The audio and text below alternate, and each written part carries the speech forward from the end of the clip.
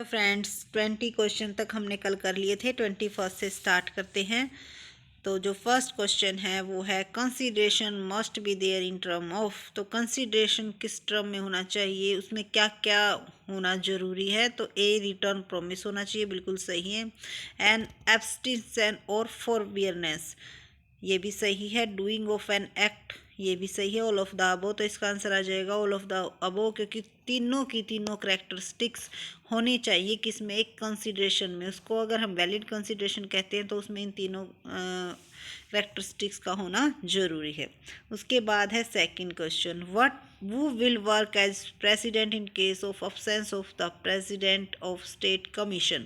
राज्य आयोग के अध्यक्ष की अनुपस्थिति में अध्यक्ष के रूप में कौन कार्य करता है। तो इसका आंसर आ जाएगा option number C, a sitting जज ऑफ हाई कोर्ट। तो एक हाई कोर्ट का जज जब जब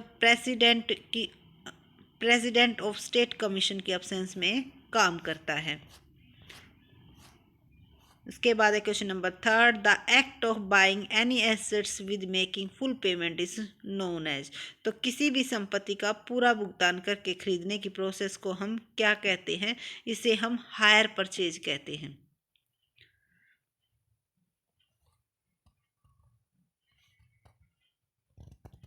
उसके बाद है 24th question, under which of the following situation does strict product liability apply. तो निम्नलिखित में से किस वस्तु में सख्त उत्पाद दायित्व लागू होता है। Sale of a defective and unreasonable dangerous product, manufacturing of a defective and unreasonable dangerous product, both A and B और neither one और 4। तो सख्त उत्पाद दायित्व लागू होता है, ये दोनों में ही लागू होता है जब दोनों माल क्या है, डिफेक्टिव है सेल के टाइम या फिर मैन्युफैक्चरिंग के टाइम, दोनों ही टाइम क्या हो सकता है, डेंजर्स। तो दोनों में ही लागू होता है, ये बोथ फर्स्ट और सेकंड आ जाएगा इसका आंसर। जिसमें भी आपको कोई प्रॉब्लम होती है या फिर आपको आंसर रॉन्ग लगता है तो आप हमें कमेंट करके बताइएगा, ताकि सभी स्टूडेंट्स को पता चल जाए और हमें भी पता चल जाए कि भाई इन फ्यूचर ऐसी इसी टाइप की कोई गलती ना हो। उसके बाद है 25th, delivery by acknowledgement is known as. तो देखो ये क्वेश्चन पूछा भी गया था, ये क्वेश्चन कई बार पूछा जाता कि डिलीवरी बाय एक्नॉलेजमेंट को क्या कहते हैं हम। तो इसका आंसर आ जाएगा हमारा कंस्ट्रक्टिव डिलीवरी। ये हमारी क्या होती है, रचनात्मक डिलीवरी होती है। इसमें हम एक्चुअल में प्रोडक्ट क्या नहीं करते, डिलीवर नहीं करते, बट फिर भी डिलीवर्ड बाय एक्नॉलेज्ड माना जाता है। उसके बाद है 26th, right of the seller against the buyer personally are called. तो क्रेता के विरुद्ध विक्रेता के व्यक्तिगत रूप से अधिकार कहलाते हैं। तो इसका आंसर आ जाएगा हमारा option number C, right in personam, व्यक्ति के अधिकार। उसके बाद है 27 question, an agreement without consideration between the parties who are in near relation to each other if valid if the agreement is.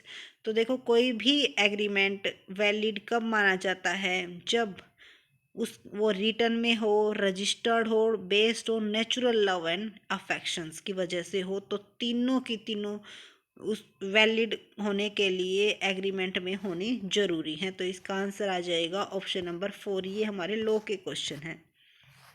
तो देखो ऐसा कोई क्राइटेरिया नहीं है कि भाई इसमें से क्वेश्चन नहीं पूछे जाएंगे, क्वेश्चन किसी भी टाइप्स के पूछे जा सकते हैं, क्योंकि सिलेबस इसका गिवन नहीं है।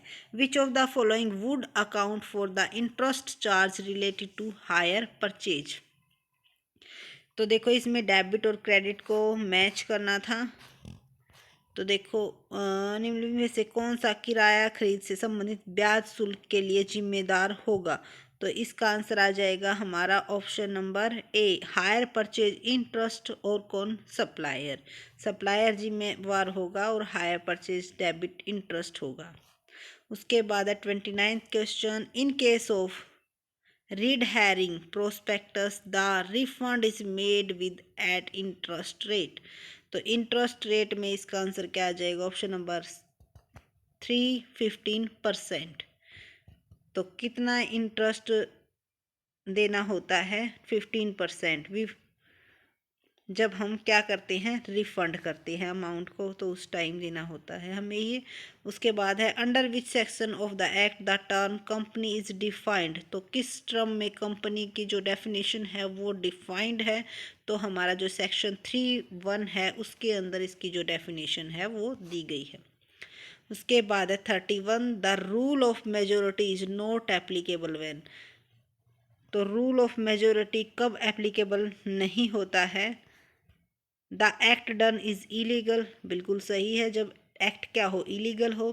The act done is ultra vires the company, तो ये भी बिल्कुल सही है। The act upon constitutes A fraud, तो तीनों ही टाइप में रूल ऑफ मेजोरिटी एप्लीकेबल नहीं होता है क्योंकि तीनों ही इलीगल हैं, तो ऑल ऑफ द अबव आ जाएगा इसका आंसर। उसके बाद है 32, the chairman of his own motion dash also order a poll, सभापति अपने स्वयं के प्रस्ताव पर डैश मतदान का आदेश भी देता है, तो इसका आंसर आ जाएगा में, हो भी सकता है और नहीं भी। The chairman on his own motion may also order a poll.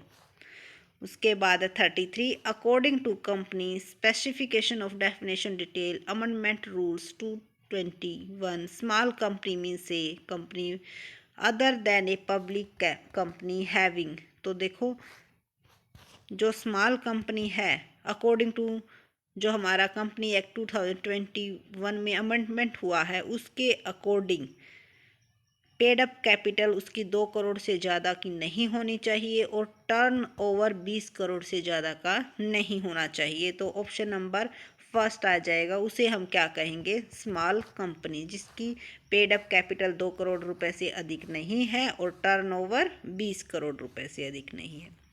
उसके बाद है 34, according to company specification of definition detail amendment rule 2020, following rule came into effect from 1 April 2021, तो देखो ये बिल्कुल नए क्वेश्चन है और इस टाइप के क्वेश्चन पूछने के फुल चांस है, तो इसका आंसर आ जाएगा 1 person company can convert in other type of company any time after incorporation without any transition period, यानी कि ओबीसी निगमन के बाद भी किसी भी समय अन्य प्रकार की कंपनी में परिवर्तित हो सकती है बिना किसी संक्रमण काल के। तो देखो हिंदी और इंग्लिश दोनों टाइप्स के क्वेश्चन आंसर दिए गए हैं आपको यहाँ पे। There are total dash clause in CARO 2021 in company to 16 clause in कारो 2016, तो देखो कारो 2016 में कितने 16 खंडों की तुलना में कारो 2021 में कुल कितने खंड हैं, तो इसका आंसर आ जाएगा हमारा ऑप्शन नंबर डी 21। और कारो की फुल फॉर्म क्या होती है वो आप हमें कमेंट करके बताइएगा कि ये क्या होता है। उसके बाद 36, according to Company Amendment Rule 2021, every company which uses accounting software for maintaining its books of account shall use only such accounting software which has feature of, तो कंपनी संशोधन अधिनियम 2021 के अनुसार प्रत्येक कंपनी जो अपने खाते की पुस्तकों को बनाए रखने के लिए लेखांकन सॉफ्टवेयर का यूज़ करती है का उपयोग करेगी केवल उसे ऐसा लेखा सॉफ्टवेयर जिसमें निम्नलिखित विशेषता हो, तो कौन सी करेक्टरिस्टिक्स होनी चाहिए उसके अंदर, creating an edit log of each change made in books of account along with, कि खाते की पुस्तकों में जो भी हम परिवर्तन करेंगे तो एक साथ ही क्या बन जाएगा, संपादन लॉग बन जाएगा, यानी कि सारे के अकाउंट्स में क्या हो जाएंगे, चेंज उसके हिसाब से हो जाएंगे। उसके बाद देखो ये हमारा स्टेट का क्वेश्चन आया हुआ है, if covariance between X and Y variable is 5 and variance of X and Y is 25 and 9, then correlation will be, तो कोरिलेशन पूछा गया है और कोवेरियंस दिया गया है, तो इसकी हेल्प से हम फॉर्मूले का यूज करते हुए निकाल सकते हैं। इसका जो आंसर आएगा 0.33 आएगा। अगर आपको समझ नहीं आता है तो आप कमेंट कीजिएगा, इसका सॉल्यूशन हम आपको प्रोवाइड करवा देंगे। उसके बाद 38, speak with 60% times and B speak truth 70% time. The probability that they same something while describing a single event is.